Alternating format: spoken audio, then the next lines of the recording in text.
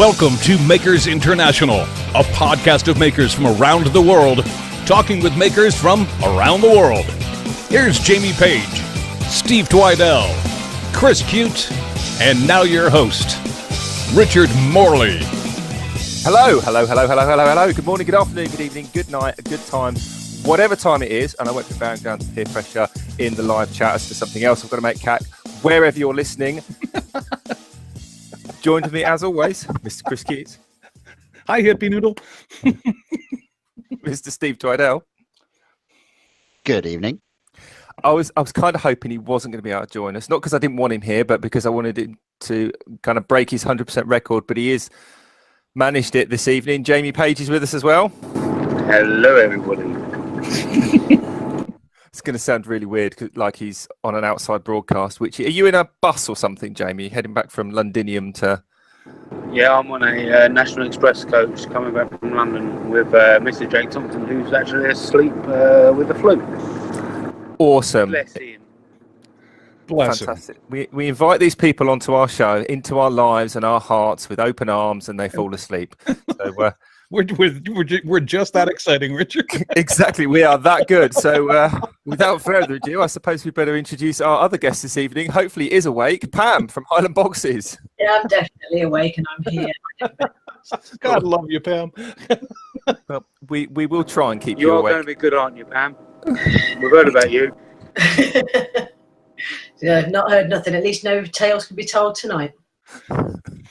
Well, I don't know. We'll see, I guess. If there isn't video, it didn't happen. Excellent.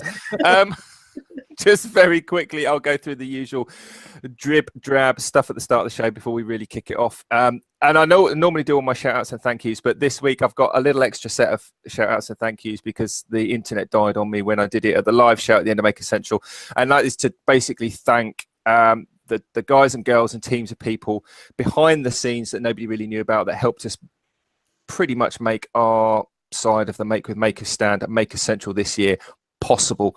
And that is first and foremost Dan and his crew over at Taylor Murfield. They provided all of the pen kits that we use. I know Pam will probably rate them just like we do because they are good stuff. So thank you, Dan, and your team over at Taylor Murfield. The guys and girls at Trend, they supplied all the pocket hole stuff and the screws and driver bits and drills and things like that, or the drill bits, should I say, because the team at Hikoki on their stand, they managed to look the other way while we went in and stole the drill and the impact driver off them for the weekend. So thanks to everyone that allowed us to do that, because like I said, without them, we really couldn't have made it happen. Then, of course, we've got the usual shout-outs and thank yous, which is kind of a bit on Make Essential side as well. And they are people like Rich and Tom from the Beard 16, Dave the Disc Sander, Andy from AH Bespoke, both of them who helped us pack the stall down in record time and then lug all the stuff back to the hotel. Chris Smith, the Mad Maker, Caitlin the Cat, the little lass Susie and her mum and dad who came and made a pen. And I think, Steve, you might be able to correct me. I think we've basically indoctrinated them into the turning world now, haven't we not? Yes, 100%. They are now Turners. Hashtag Team Turner. Thank you very much. See, I didn't actually do it for you, Steve, and for your team. I did it because it wasn't scrolling. It could have been anything else. So sorry, Jamie, for that. I hear you. Thanks, Richard. Obviously, we also do the sponsors, so we could run those through those as well. They are Glyn over at Yorkshire Grit, our good friend Chad at Mancrafting, and Pam from Highland Boxes, who has for some reason been brainwashed into coming in tonight. So huge shout out to those folks. If you want to find out more about our sponsors and all that sort of stuff, the links are in the description, and they're also on our website, makersinternationalpodcast.com/sponsors, and Jamie does all that kind of stuff. So, Chris, do we have any random listener questions from the week? Is we it going do. to be something to do with Maker Central by any chance? Yes, of course it is. I mean, because that still is the topic that people are abuzz about that went to that show. And it was regarding, it may have been the pop-up podcast that this actually came from. And it came from Eddie Belay. Is that how you pronounce his name, Belay? I believe so. I always say Maggie Billiot because Maggie's his wife, and I always say Billiot, and I get people's names wrong all the time. So, yeah, sounds good to me. All right. So, hey, Eddie, you know who we're talking about. And he asked me a question, and I want Jamie in on this question too, because I think there's 2 points of view that we can look at this from. And it was regarding the conversation that we had about how a lot of people were kind of emotional about leaving Maker Central just because they knew they weren't going to see these people for a long time, and it was the end. Basically, it was the end of a really good time, and they were just sad that it was happening, that it was over, type thing. And Eddie asked me, he says, "Chris, is it like that when leaving the stateside shows?" Like, because I've been to the Kansas City show, I've been to the Atlanta show, I've been to the Springfield Mass show, and honestly, Eddie, I can tell you that no, it's not. For me, it's not as bad as it was leaving Maker Central, because, well, I think there's a lot of things. That's why I wanted Jamie's perspective on this too, because for me, it was a very big trip for me to go from the U.S. to the U.K. and to Birmingham to go there. And it was the end of a very long journey for me to even get there.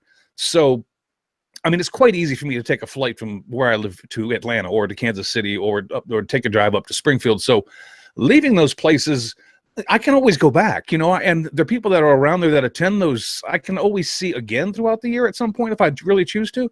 But Maker Central had kind of a thing about it that it was people from around the world that just you knew were not going to get together again for quite some time. And so that made it a little more, I guess, difficult or saddening that it was over for me. But I'll ask Jamie, because maybe Jamie has a counter viewpoint to that, having flown from the UK over to Atlanta. Big trip for him, big excursion, and then that being over and going back. I mean, Jamie, was it just as hard for you to leave Atlanta as it was for you to leave Maker Central? Well, let me first of all apologise for the background noise. He's really got his foot down at the moment. So did you ask him to put his foot? Come on, mate, I've got to get home for a podcast. Hurry up. Yeah, that's it. Something like that. I want to see Pam. So the first trip to Atlanta was actually really, really easy to come home. A lot easier than I expected, mainly because I basically destroyed the place and I had a boot up my arse to get me out of America. So yeah, that became pretty easy. No, joking aside, it is quite difficult to a certain degree, but on other aspects, it's also just as easy as clicking the leave hangout button, because they're basically friends at the end of the day, and there's nothing stopping you from seeing them again a few months down the line. You can just save a bit of money here and there and go to another next meetup. Meetups aren't going to stop. So no, you're to the next one you can afford. No, you're right. And so I look, I don't get emotional the way a lot of people got emotional over at the end of this year's Maker Central. Man, it doesn't affect me to that point to where I would start crying, but there is a certain amount of sadness that something is over, and I don't necessarily go through that after leaving the Atlanta show as the way I went up. It's not the same level as that I went through when I left Birmingham last year. I mean, I actually felt sad leaving there because I was very, very sorry that it was over. So it's kind of similar, but not really. It was harder leaving Maker Central than it has been to any other show that I've been to. And that's only my own personal perspective. There may be people that feel totally differently, but if you're asking me, Eddie, that's my answer. Well, I mean, I've still got Maker Central going on for me at the moment. I've basically got 3 weeks of Maker Central. So yeah, all right. Don't rub it in. My Maker Central is asleep back there at the moment. So. But bringing up another part of Maker Central, I want to say thanks to Hippie Noodle and Richard as well for being great hosts, and Al's Chef as well. That man knows how to cook a burger. that's Al's claim of fame. He knows how to cook a hamburger. Awesome. Seriously, he does. He puts on a good spread, does Al. He's very hospitable. If he can't do the Hack Shack full time, he should start a B&B or something like that, because he does a good burger. Al's Snack Shack. Definitely. Congrats, Al. Pam, I mean, I guess you sort of did like a halfway type deal compared to, say, Jamie going to the US, Chris coming to the UK, because having driven up to your neck of the woods, it is an awfully long way. Do you get like the sort of the post makers sads, or? Didn't so much this year, but I think it was because I put myself under quite a bit of pressure to get stuff ready, obviously with the House of Resin. So I was exhausted by the end of the show and was quite glad to just get home.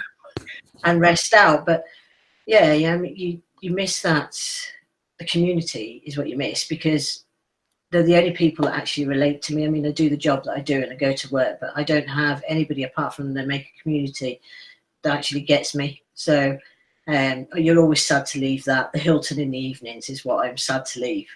They're sitting down with people that know what you're talking about, or if they don't, they're just interested anyway, you know. But no, I didn't, and I didn't last year get that feeling either. But then I had a 10-hour drive at the end of last year's, so by the time I got into Inverness, it was pretty much burnt off.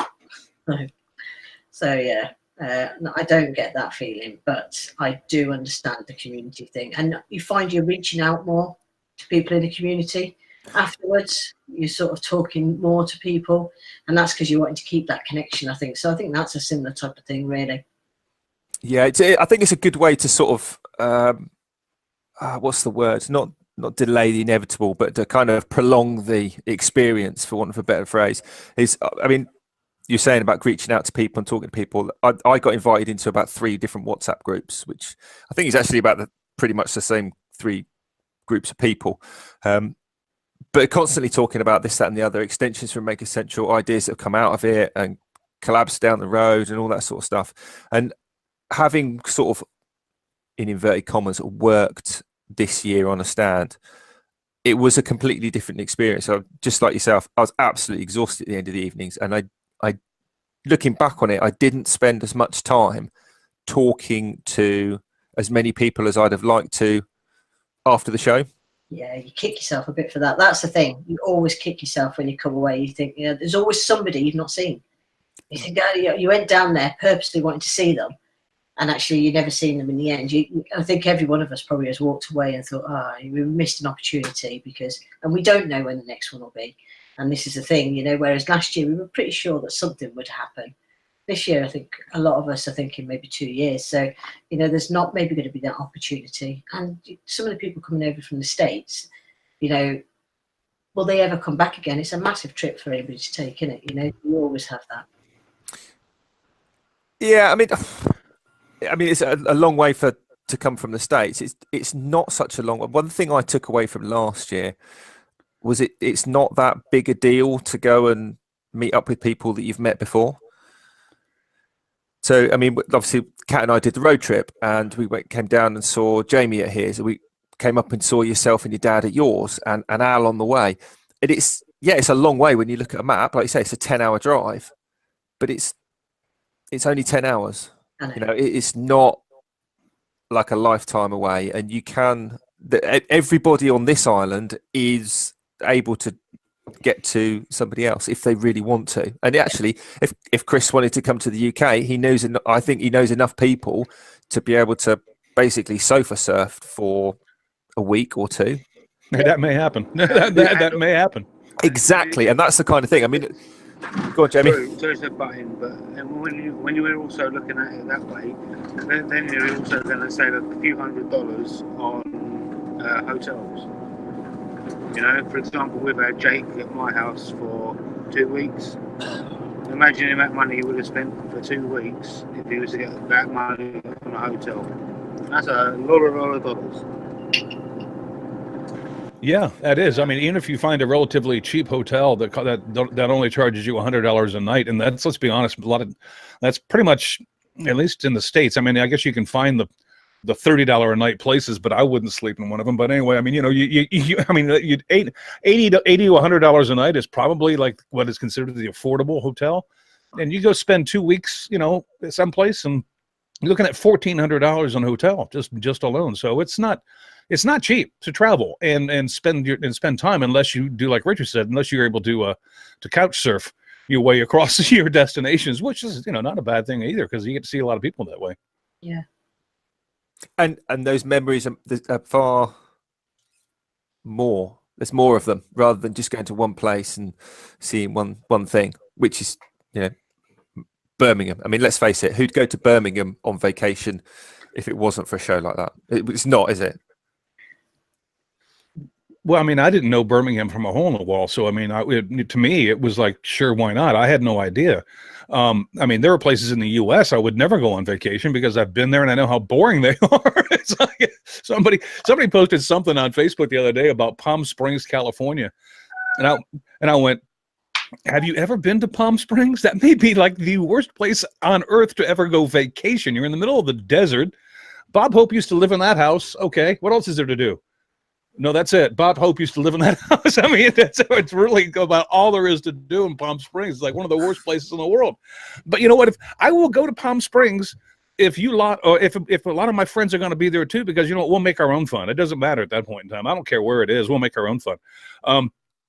But I heard, I think it might have even been Leona that posted something on Facebook. I don't know if it was earlier today or yesterday. She says, and she was basically just saying, how many of you would like to go back in time to last Saturday or last Sunday?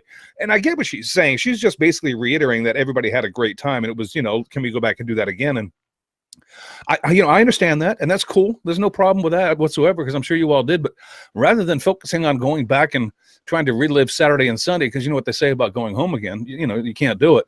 Let's focus on making another Saturday and Sunday happen. And I don't care if it's Nick's Maker Central or if it's a camping adventure in Steve Twidell's backyard, the way he offered it on Wednesday. I'm all for Maker Fest. I mean, I don't care.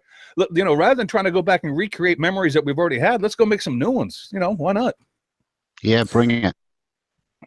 I'm just looking through the chat. I don't normally look through the chat, so that in itself is saying something. But Caitlin, the cat's in the live chat. Hi, Caitlin. She said, hi, Caitlin. She said here she thinks she missed things because of her age.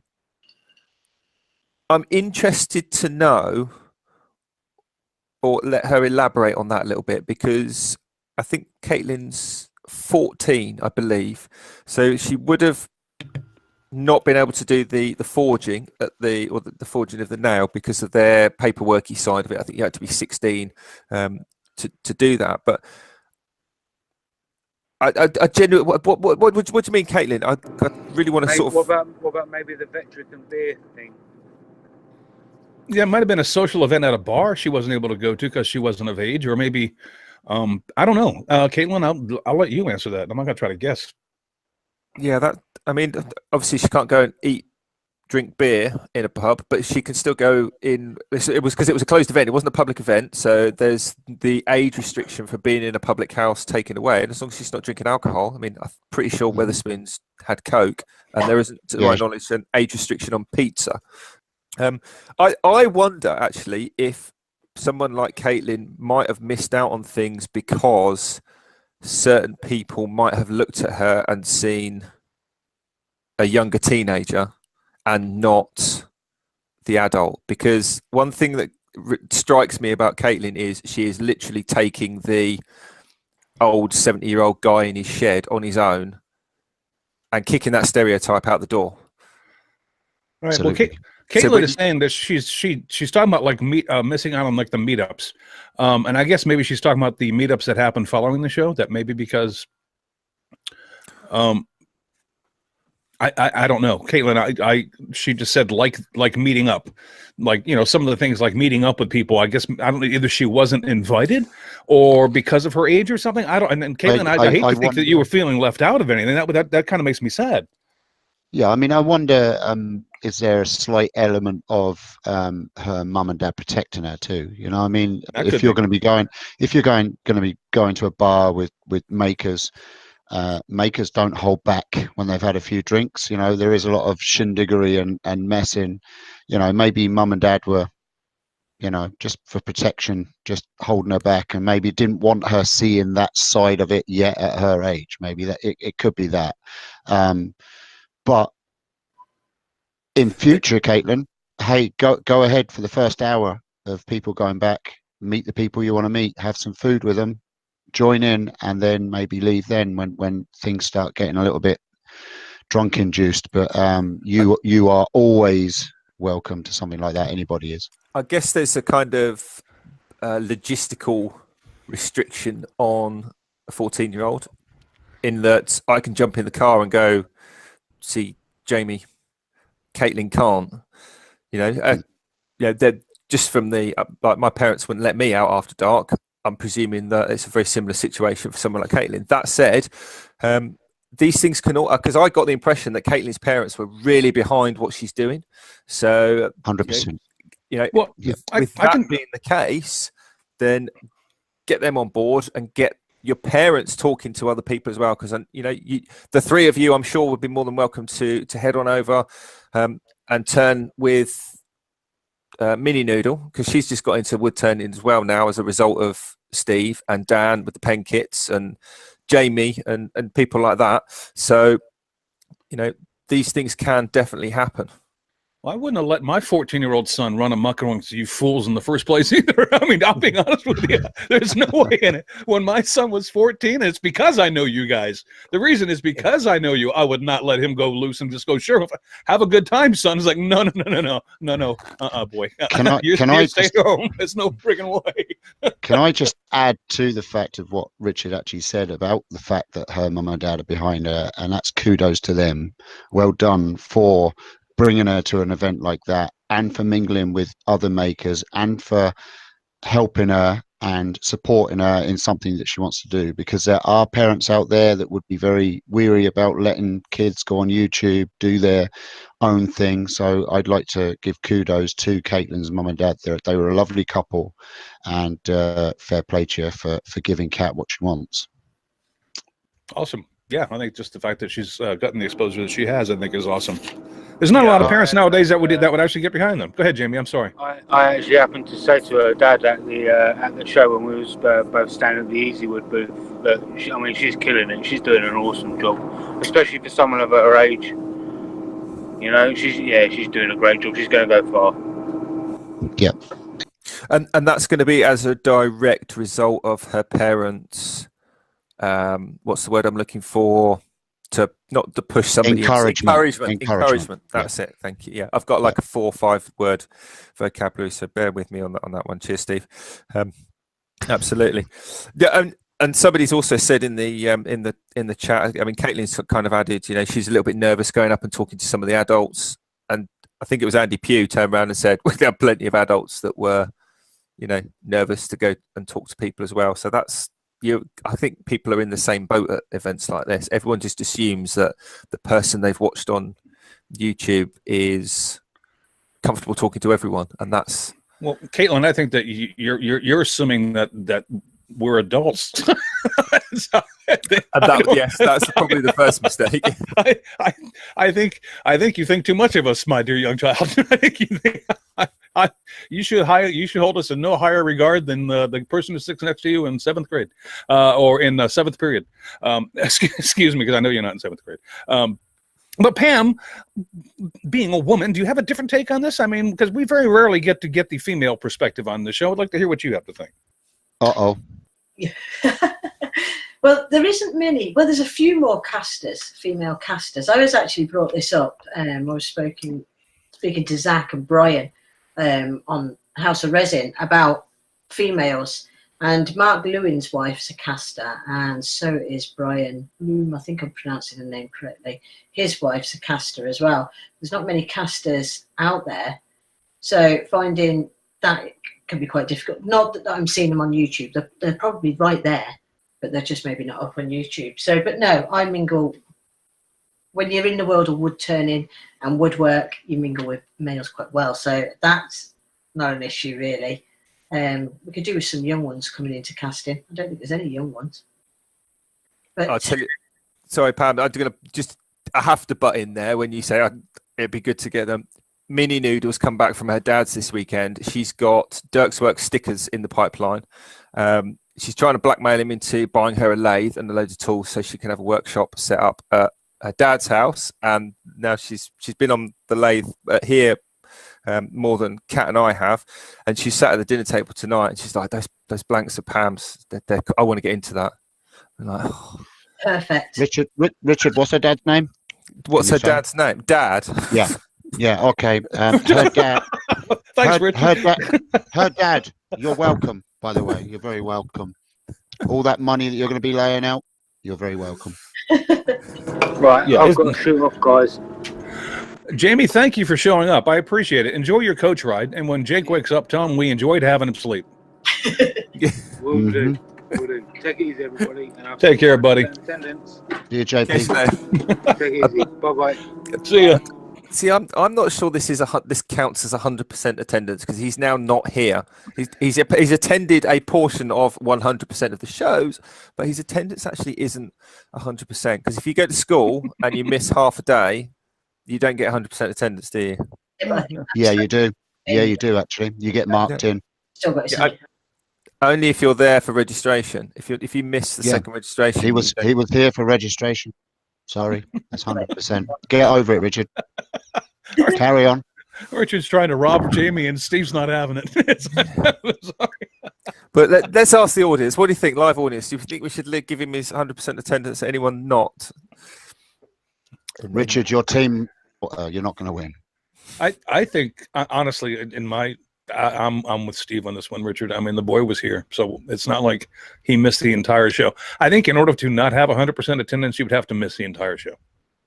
Okay. Well, Dave the Woodbarber's put down. It's quite amusing because he's put 99.9.5 attendance. I think he means 99.95. But yeah, Dave, I don't think there's no that's not that. There's only one dot. Your math not so goody, my man. Your math not so. Yeah, don't give up cutting the hair. Or the beard. Awesome. Or the Sorry, face.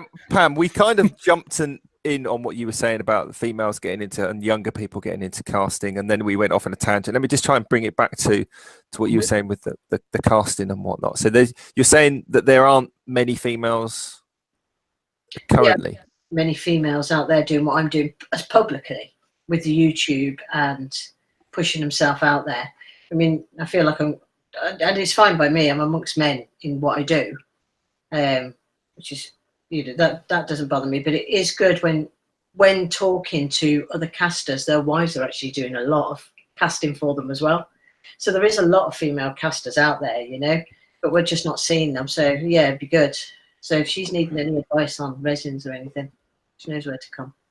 I would think in the jewelry world, there's a lot of casters, and people that are in jewelry don't necessarily kind of come into our maker world, as it were. I don't know. You don't tend to see many jewelry makers and stuff like that. But I'd say if we did, we'd see a lot more females coming into the system, There is a as massive it were, or the community.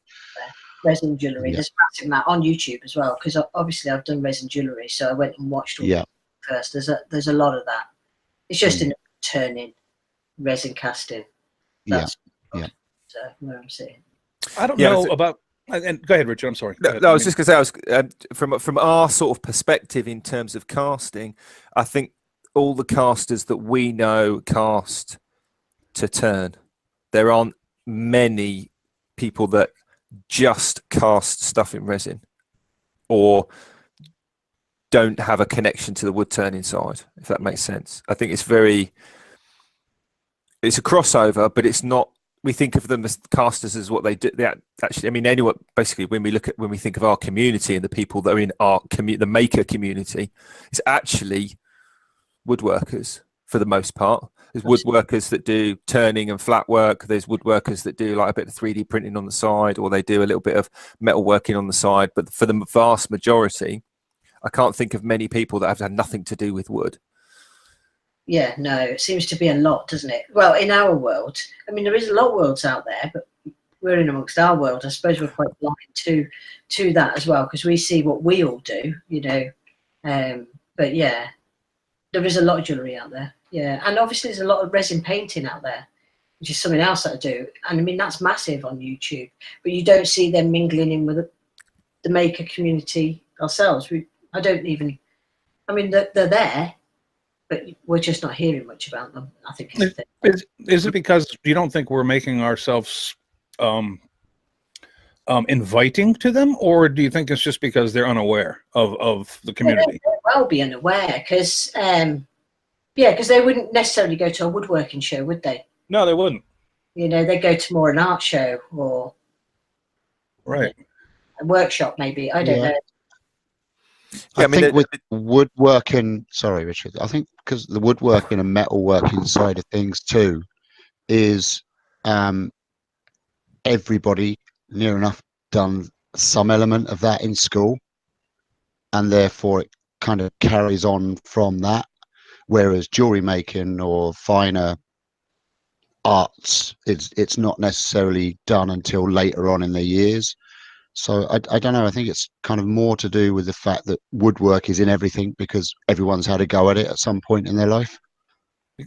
Because it's more accessible. Perhaps maybe, it's an easier in as opposed to a talented in. That I mean, because you can have talented woodworkers and you can have just, a guy who knows how to, glue two boards together. There's a difference. That's why we call some people, that's why we give some people master craftsman titles, because they are actually artists with what they do with a certain medium, whether it be wood or metal or resin or whatever the case may be. I mean, these people, but you don't see that at a very young age because it takes many years in order to get to that level. And so maybe that's, I don't know. I'm constantly being curious, Pam, as to how we could grow the community. And it seems like the more inclusive we make ourselves, the better the community would be, because I think the more diverse we are, the better we are. But that's my own personal feelings. And I just didn't know how that, if there's a way to attract those people, how we could go about doing it. That's all. I think expense is a lot of thing, I think, with a lot of what we do as well, isn't it? It's expensive hobbies. Yeah, because I mean, we have there's the, and somebody just mentioned it. The Mad Maker just mentioned 3D printing. We've got 3D printing people in the community. We've got CNC people in the community now. And these are not typical old school, traditional, hand tools people. These are people using today's technology to do pretty cool friggin' stuff. And just because I don't know how to personally do it doesn't mean I think that, that's just not woodworking. No, I think it's pretty freaking cool. And I just haven't taken the time to learn it myself, because I'm still trying to work on my own craft to get myself to the point where I feel comfortable doing what I'm doing. You actually touched on quite an interesting thing that I hadn't thought about in quite a while there, Chris. Do you remember a couple of years ago when everyone and their dog was getting a CNC machine? Mm-hmm. Yeah. And I know I sort of put that across in a very derogatory manner. That wasn't the intent. Well, it kind of was, but I get you. No, it's when Inventables was giving away machines. I get it. Okay, go ahead. Yeah, but also, that you've now got loads of other companies doing it as well. But just generally speaking, CNC machines have become far more home accessible, just like 3D printers have, and just like lasers have, and technology. And around about that time, when they were just sort of creeping in, and because they were becoming more accessible, there was a lot of that, that's not real woodworking kind of comments. I haven't heard that in such a long time. I haven't heard somebody comment, you're not a real woodworker. And I'm not sure whether it's just like they've finally wound their necks in because they've realized that, it is 2019 and not 1919, or whether it's because the kind of people that are getting these things, whether they're 3D printers or whether they're seeing or whatever they are, they're actually realizing that there's some pretty cool stuff that they can do with those, and that it doesn't matter because they don't consider themselves a woodworker. They're into Arduinos or lasers or printers or whatever it is. That's their thing, and they use wood as a medium with it, just like Pam uses wood as a medium with her casting. Because you can't cast wood, you cast wood with something else. It's part of the process. It's not the process. Do you see what I mean? Yeah, and Pam, tell me if I may just be assuming something, and if I'm wrong, you let me know. But you started out, before you got into casting, you started out with turning, didn't you? You were a turner before you got into casting, correct? Bandsaw boxes. It was what I made. I make really detailed. Just remind Chris your channel name for a second there, Pam. Just like Highland boxes. Well, Richard, I know, but she's now making a product that is primarily used on the lathe. I didn't know which came first, Pam, the chicken or the egg. I mean, as I guess what I'm asking. There is a bit of a story to that, Chris. Right enough. What happened is because obviously my dad's a wood turner, so he's done that for years and years, and so he gave me a small bandsaw, and I thought, I was making a doll's house at the time. And he gave it me to help with this doll's house. And then I thought, it could be something else this could be made out of. I went to YouTube, because this was way before YouTube for me, and seen bandsaw boxes. And that's where that started. And I got absolutely hooked to that type of work. And then my dad then handed me down the lathe. And when he handed me down the lathe, I thought, oh, I don't really want to make a wooden bowl. Sorry to all those that are out there. I mean, there's some beautiful wooden bowls out there. No, I didn't want to make a bowl. You're entitled to have your own friggin' desires, Pam. Go right ahead. Oh, God. So I thought, oh, My kind of girl. maybe I'll get some polyester resin and then I could just make my own pen blanks and I'll make pens. That's where it started. Okay. And it just went on from there.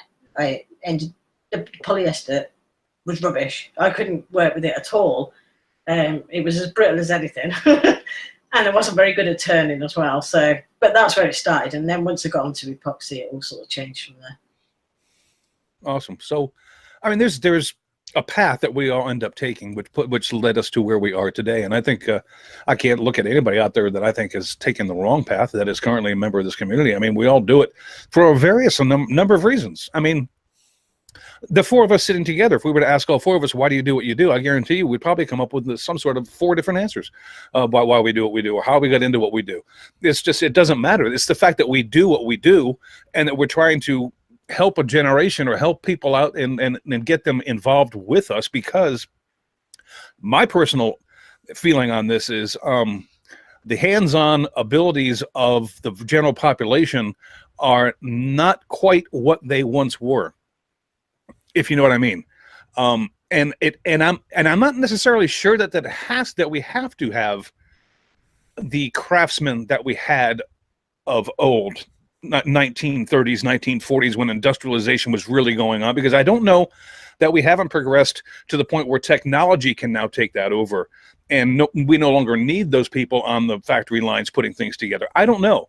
I'm just saying it seems like the blue collar workers, whether you want to take the micro approach and say it's because there was a big shift in society and everybody was pushed towards college and not, given the chance to be what they, really wanted to be, which, could have been a plumber, electrician, what the case may be.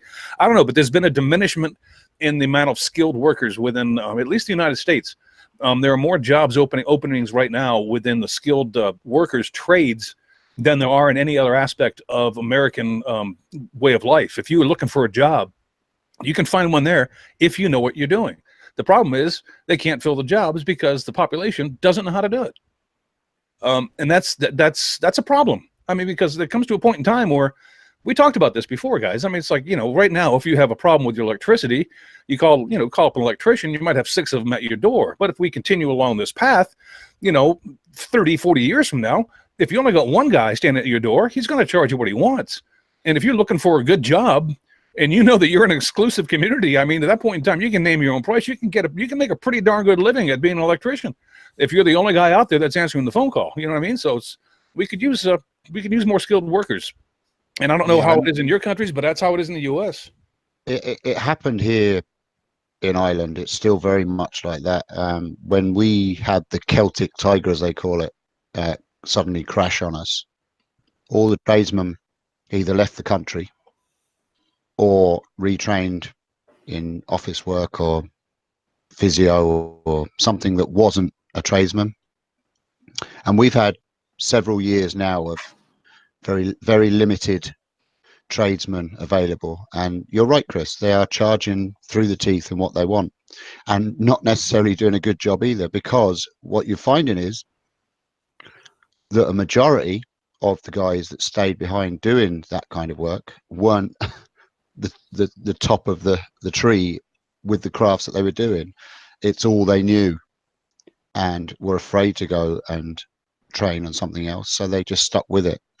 So yeah, Ireland is still very much like that. It's getting slightly better now that the buildings are starting to pick up again, but tradesmen are very few and far between. Well, Richard, just from the limited knowledge that I have on the UK, because I find it extremely interesting, because I'm still learning about your politics and things that go on there. I tend to hear a little bit more about your culture. And I mean, Britain is not as industrialized as it once was either. You guys are now taking in more imports than you used to, because you used to make your own things, and what once were exports in this genre are now imports, because your industrialization up in the Black Country has slowed down. Yeah, I think pretty much the UK pretty much colonized the entire planet, took all the resources, brought them back to the motherland, made whatever we wanted, and then shipped out all the stuff at profit. And then that whole wheel sort of fed itself and it became this enormous empire. And then people cottoned on to the fact that they didn't like it. So we started giving things back. And then it's all slowed down. So now we're at the point where, we import loads of stuff. But personally, in my own sort of day-to-day life, I don't see that as being a significant driver. I don't know, it might be outside of my sort of peripheral vision, but day-to-day, I don't see that being having anything to do with what I do. I have the sort of limited skill set that I do, and that gets me by, or the amount of work that I can generate from those skills seems to get me by day-to-day life without me having to search down the back of the sofa every other day. Well, let me ask you a question, Richard. I mean, and then this is kind of goes to the point of what I guess I was trying to make this point, and I'm not very eloquent on the subject, so I do apologize. But how did you learn to do what you currently do? Did you first? I mean, most of us. I mean, I was exposed to it by my father, but I had a backup education in my secondary schooling because my schooling. Did you have like wood shop, metal shop, auto shop in the schools that you went to, and did you take those classes? Yeah, I mean, I at secondary school, well, all the way back to primary school, we were nailing bits of wood together. Those were in the days where the teacher would go, yeah, you can go do woodworking. There's saws and nails and hammers on the workbench. Right. Like over there. And there wouldn't be someone with us. There'd just be like four of us hitting bits of wood in our hands and cutting ourselves and making things and going back with this abomination of wood and nails and going, we made a thing. That was in the mid-'80s. Right. Then it wasn't really until I got to secondary school in the early 90s when we had sort of woodwork, as it were, and that was, I think, an hour a week, something like that. But we also did plastics and other things as well. And then I took it at sort of GCSE, which is your kind of high school, secondary school exams. And then from there, I went to college, but I went from wood straight over to metal because I did aero engineering. So it was straight into milling. I get it. Okay. Well, I guess my question to you is this then, because I'm going to go back to is, are those educational opportunities available to the kids in the UK today? Or have they, like the US, been phased out for the most part? I mean, are those classes still available to the kids in the UK today? I think you have to ask a lot of people to get that answer from personal experience and knowledge. I mean, I don't get to school anymore. I don't hang around secondary schools, Chris. No, I know, but I mean, I thought that being, somewhere in your 30s, you might still be aware of somebody who has a kid that might be. Yeah, I mean, obviously you got Minnie Noodle. She wanted to do those last 2 or 3 years GCSEs in woodwork, and the class was oversubscribed. So her teacher she didn't get to do that. She has to do some other bone subject that's of equal limited use. So she just doesn't. But so what? She does it here. She won't have a GCSE in woodwork, but she's got access to pretty much. Here's the point I'm trying to make about America. At one point in time, that was standard bill of fare for your education. That was offered whether you wanted it or not. And the problem that we're having is back when this push for kids to go to college went on, as that push went this way, the trades in the schools went the opposite way. And today, while there are some various schools that still have it, the majority of schools where it was once a standard offer for kids to take these classes, those classes no longer exist in our schooling today. They're just, I mean, it's not that they're not even taught. It's that there's no classroom dedicated for it. They're gone. It's totally gone. And that's like, I think that's a problem. I really do. There's one thing that's changed, especially here in Ireland, is that, or not changed, depending on how you look at it. I mean, Richard was saying that, the teacher used to just say, off you go and do what you want in the corner. The thing is now is that in Ireland anyway, we have very well equipped wood shop facilities and metal shop facilities, but the teachers don't know how to use half the equipment that are in it. So the classes are very restricted on what they can do. I mean, there's wood shops here in Ireland that have 2 or 3 beautiful jet lathes or the top of the range lathes sitting in the corner, and they are just covered with an inch of dust, because when a child says, I want to stick a bit of wood on there and spin it around at 3,000 revs per minute and make something, the teacher goes, oh, hell no, because I don't know how to do that. And I'm not taking the responsibility of you losing your hand doing it. And then on the flip side of it, there's no budget in the schools to get people in to do classes after school to use that equipment.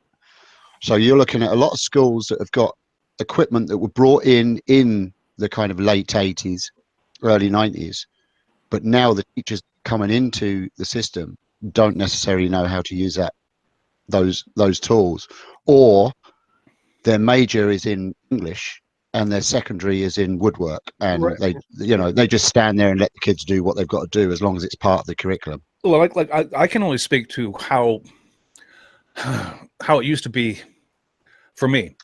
Is my schools had a shop teacher. Now, my shop teacher wasn't the baseball coach. He wasn't also a math teacher. He wasn't also the science teacher where he took this on as a 1-hour class a day. My shop teacher was a shop teacher, and he was a shop teacher all day long. He had shop classes for every period of the day. 6 periods, 6 different classes every day. That's what he did. What you're saying to me, Steve, it sounds like they have a math teacher who has a few periods free, who might have a clue about doing some woodworking, and so they make him, to fill those 2 periods that he has free, he's now the shop teacher. And because he has limited knowledge, he can only teach so much. And so what I'm trying to say is the dedication to teaching these skills seems to have diminished on an industrial level. I mean, from a political and local level, the funding is just no longer there. There's nobody willing to put money into these programs anymore. Yeah, I mean, yeah, I mean, sorry, I was trying to think of the guy's name and it just went blank. Andy Pugh, Tales from the Tinker, because that was his handle. And I thought, no, I know who he is, and that'd be rude just to say his handle. So Andy actually is or was a teacher, and a physics teacher, I think, off the top of my head. And what he said is, schools are running out of money. They haven't got the funds to pay a teacher with the skills to provide those classes. And I don't think it's just in the kind of the woodworking, metalworking, practical subjects. It's the same for a lot of subjects. But Caitlin added, she said basically she couldn't do GCSE or the GCSE she wanted. Presumably one of those was woodwork, because they didn't have enough people wanting to do those classes. Certainly in Mini Noodle's school, there were only a certain amount of places to do the woodwork, and they had too many kids, and she had to do something else.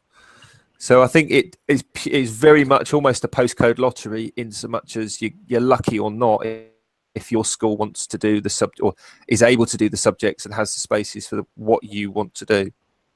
Yeah, I mean, and also, I mean, just by the curriculum that's here in Ireland, my son is doing his Leaving Cert, which is equivalent to last exams and blah, blah, blah at school, and he's doing woodwork.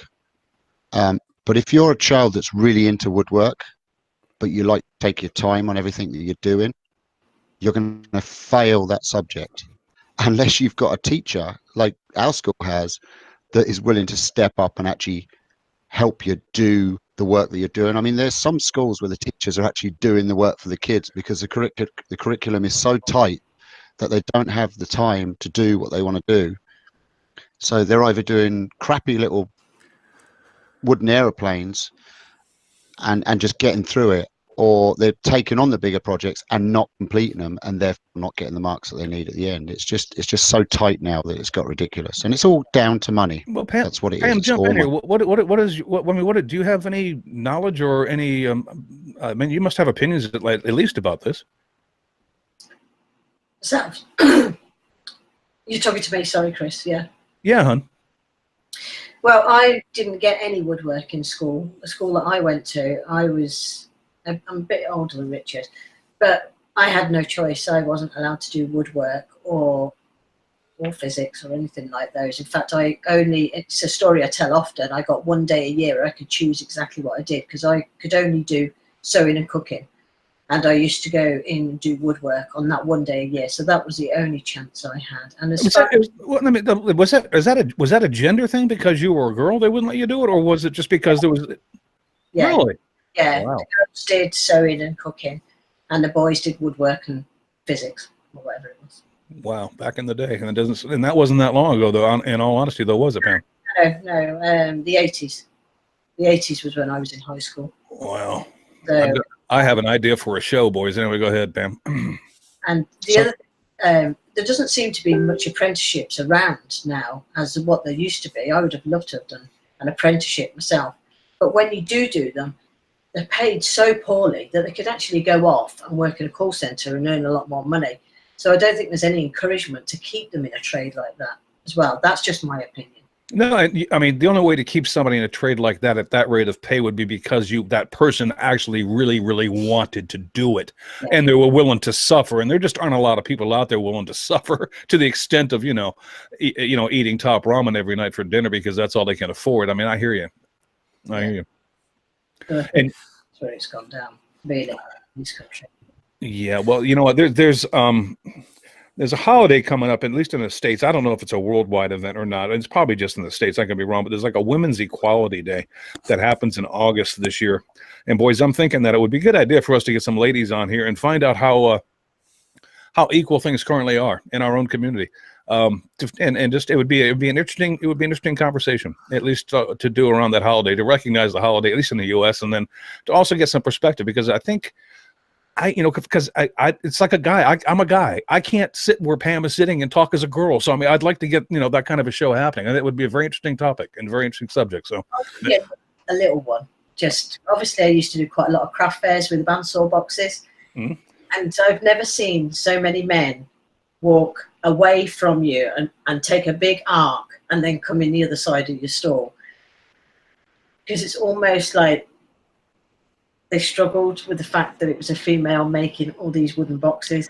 So yeah, this is a topic I think that would open up a lot of eyes if we actually sat down and devoted an hour to it. And Pam, I would invite you to join us, and that's going to happen sometime. I think late August is when that holiday actually is. So we'll work on that, and then we'll be back in touch, because I'd be very interested to hear how people feel about this.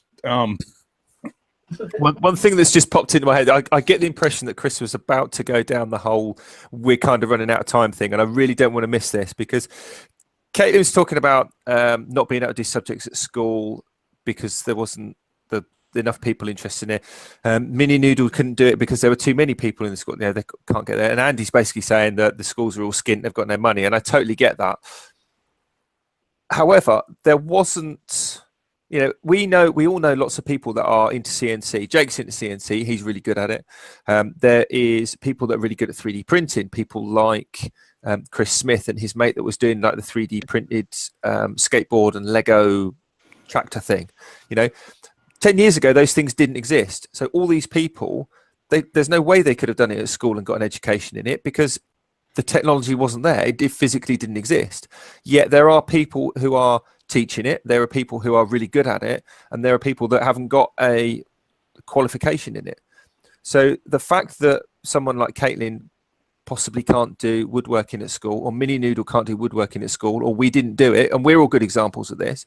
Who cares if you can't do it at school? If you've got the drive to do something, you can do it outside of that. Now, obviously, that doesn't... I know, Richard, I know, but I hear what you're saying, but the difficulty is if you're not exposed at it. Exactly, school, you have to be exposed to it. If you're never given the chance to be exposed to it, and you're 19, 20 years old and you still don't know what you want to do in your life, it may just be because you haven't been exposed to your calling yet. I mean, and that's normally what's hit with me when I was growing up, and Steve as well. I suppose that when we were growing up, I mean, that was there. It was always exposed to us if we wanted to take it. So, and it's not currently there anymore. It is, hey, for nothing else except maybe within our own community. I think that's sad, but and it's something I'd like to change.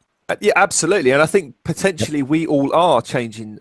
I mean, I'm sure we have all had a person or two hit our channels, see something we've made or something we've done, and think that's pretty cool. I wonder if I could do that. Mm-hmm. Yeah, well, that's why we do what we do. I mean, most of us. I mean, I didn't get into this to be famous. I got into this to hopefully, show people what I do and maybe inspire them and blah blah blah all down the line. I take it from a very basic standpoint where anybody could do what I do, and that's kind of the point. Sure. Well, I actually did get into this to be rich and famous, but since I'm neither of those, I'll accept an influence of somebody.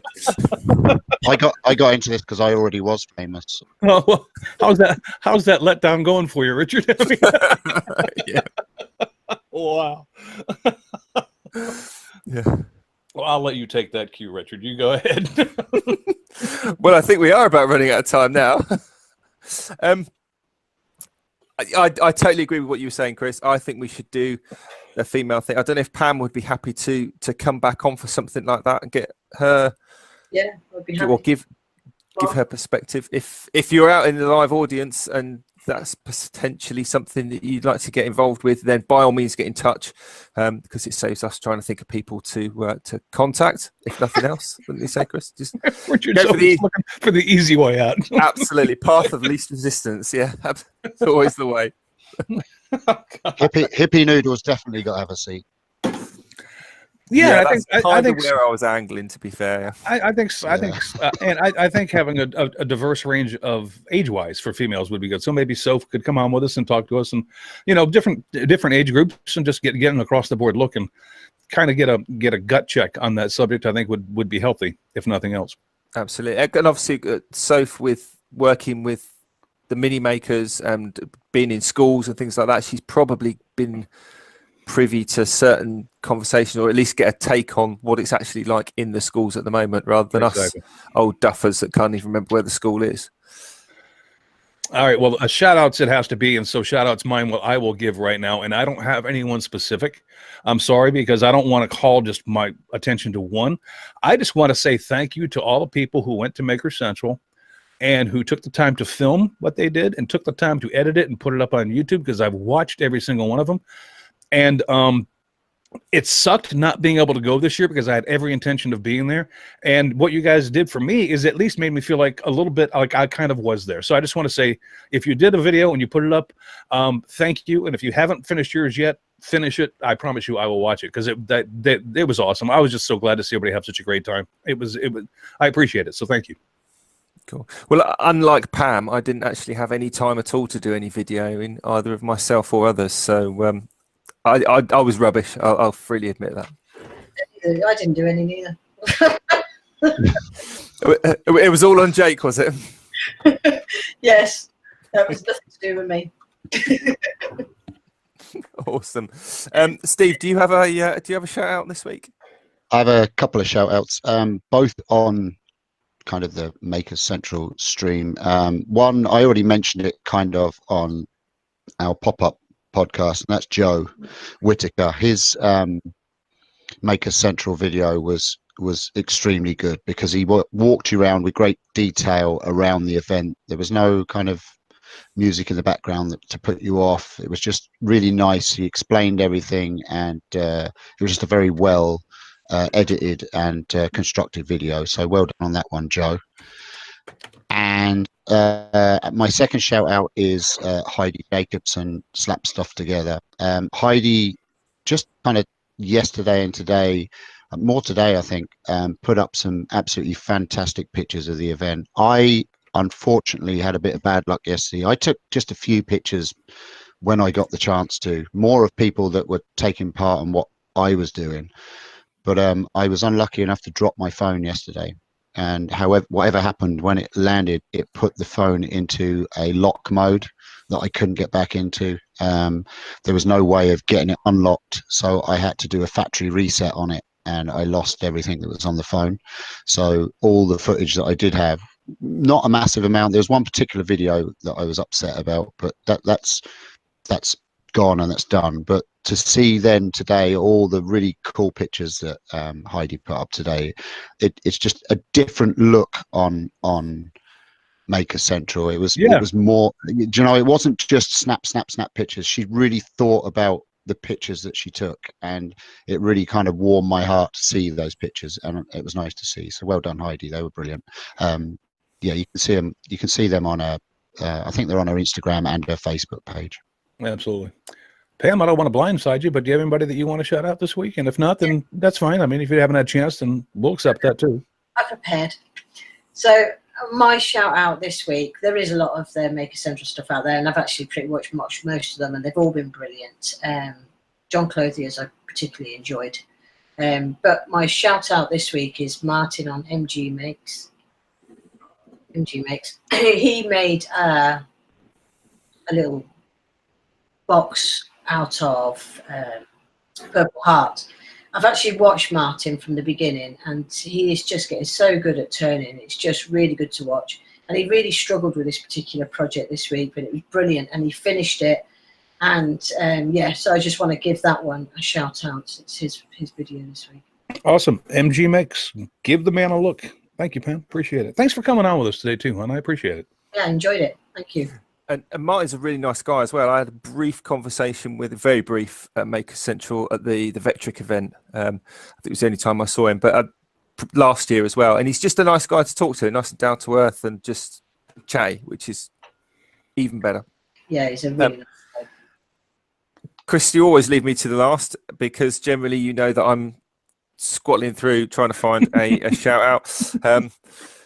And actually, I've got loads for this week. I've already shouted out a few right at the start of the show. Thank yous and whatnot from Maker Central. I will shout out again the guys and girls from the various firms that allowed us to do the Make with Makers, and that is the team at Hikoki, the team at Trend, and also Dan and his crew at Taylor's Murfield.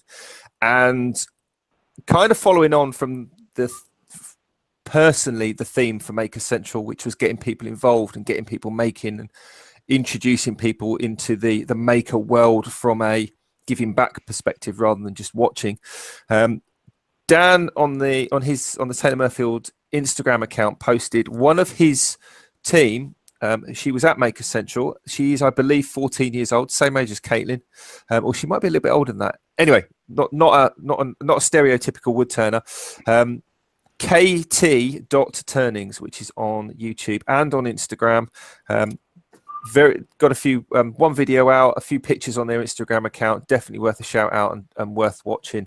KT.turnings. I've put the link in for you, Chris, so you can add it to the descriptions, but also I'm going to do a shameless plug for Dirk's Works over on Instagram. So everyone now, get on your phones, go to Instagram at Dirk's Works, and go and follow the crazy happenings of that little wooden robot from Maker Central as well. Thank you. Awesome. Awesome idea, by the way. Brilliant. Well, it kind of, I think more people should take that approach, because obviously it's not a wooden robot that is actually making things, believe it or not. There is actually a person behind that, but a person that doesn't currently wish to be publicized on the internet. And I think that's a good sort of, a bit like the theme of Maker Monster. Yep. So that absolutely fantastic. So yeah, cool. Does that pretty much wrap it up, Chris? Have we got anything else that we need to address? I believe it does. I want to thank Jake for his appearance tonight. That was awesome of him to come by and sleep with us. It's not often that happens, and you know what, Jake? That's a first. So I miss Jake. Thank you, Jake. I appreciate it. Yeah. Honestly, when Jake and Jamie had to leave, I was like, oh, they've gone now. And they literally just sat there going, oh. Were you having a post-Maker Central moment there? It literally was. Just as Pam said, they were so busy. It wasn't until, even when we woke up Monday morning and packed up and drove back and got home and then unpacked everything, and it was just like, oh, it's finished. And there wasn't even a chance to think. It wasn't until later. I was like, oh. Ladies and gentlemen, this is an example of how incredibly impossible it is to get that man to shut up. Richard, would you please wrap this up? I will do. Just for you, Chris. Just for you. So, thanks to everyone for listening. If you are indeed still listening, if you're not, we'll say what we like about you. Until next week when we're talking about something else. Until then, you take care. Have a great week, everybody. Thanks, everybody. Bye.